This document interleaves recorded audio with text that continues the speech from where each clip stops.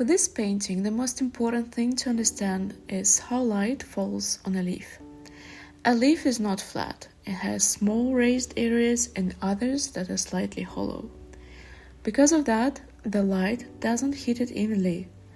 The raised parts catch the light and look lighter, while the hollow parts stay darker because they're in shadow. For example, here, these areas are in shadow, so they should be painted darker. This part here catches the light, so it should stay lighter. To create this effect, you can add a darker green in the shadow areas, then soften it with a slightly damp brush. This helps create smooth transitions and keeps the color from being too strong. It's simple, but it takes patience and precision.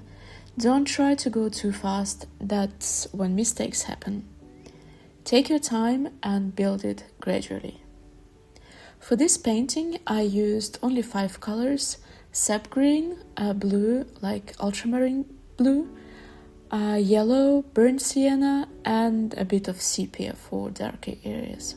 So here you can see me applying some masking fluid to protect the areas I want to keep clean. This leaf has a lot of tiny holes, which is actually why I chose it. I just love this kind of intricate texture, but it does mean I have to be a bit more careful while painting. It makes everything much easier later when I start adding water and color, because I don't have to worry about going outside the lines. I also like to protect the rest of the paper by cutting out the shape I'm working on. I can tape it down so it doesn't move and it protects the white paper underneath. Even when I'm careful, there are always a few splashes here and there, so this just keeps everything clean. At this stage, I'm wetting the leaf quite a lot.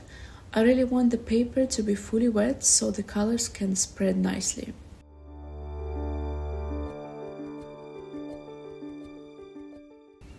Then I just start adding color quite freely and enjoy watching how it moves on the paper. I just try to follow the directions of the veins. You can see how I move my brush along them. If you ask me what matters most, your paints, your brushes, or your paper, I would say paper without hesitation. Working on 100% cotton paper is just a completely different experience. The way the paint flows, the way it feels, it's so much better. Honestly, I've never managed to get a result I'm happy with on cheaper cellulose paper. So if you're struggling, it might not be you, it could just be the paper.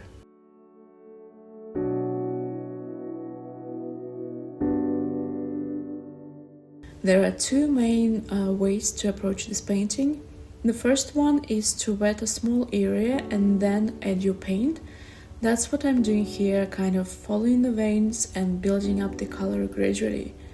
I use a hairdryer from time to time to speed things up, because if I go back into an area that's still wet, I might mess everything up a little bit.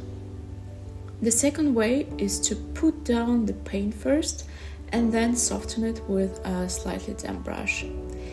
I actually started with the first method, but I realized I prefer the second one. It just feels easier and more controlled to me.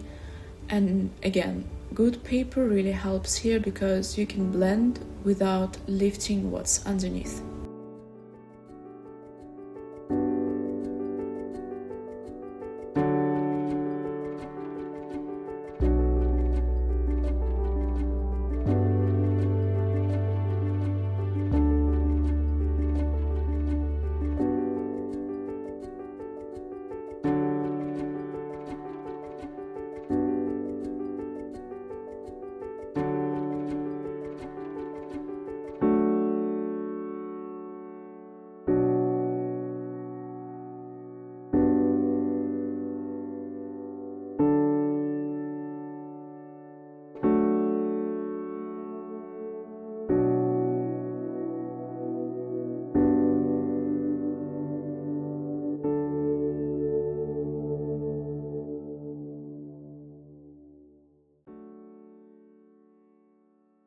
At this point, I'm using 2 brushes, a very thin one for details and a bigger, softer one to blend everything.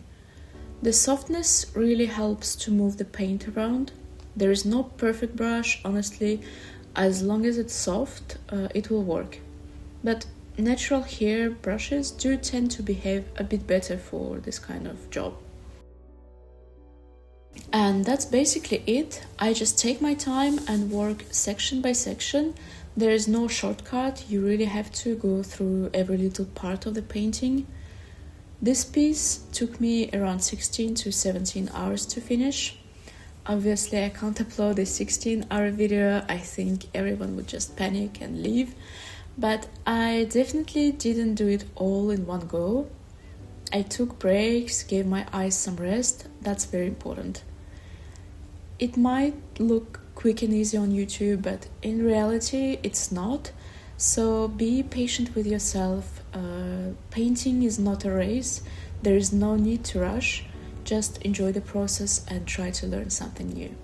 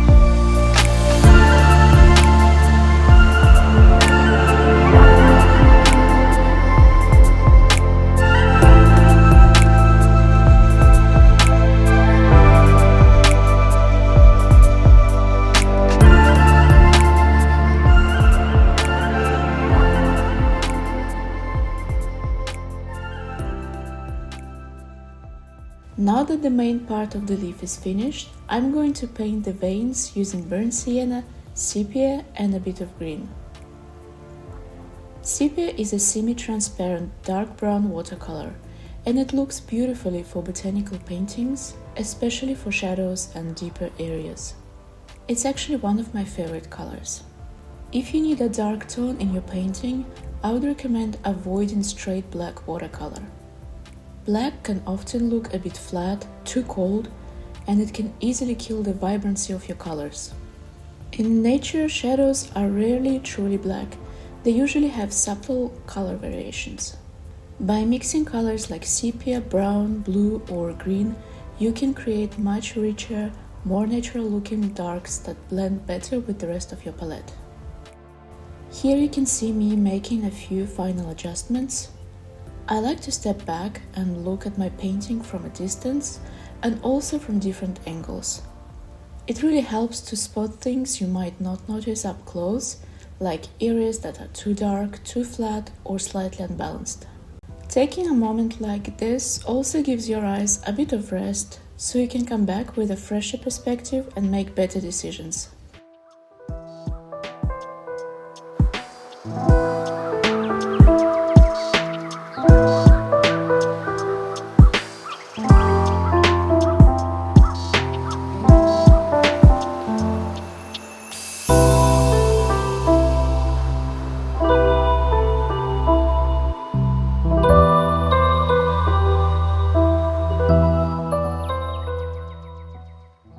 And now, let's remove the masking fluid and reveal the painting. I hope this tutorial helps you with painting leaves. I hope you enjoyed watching it, and I'll see you in the next one.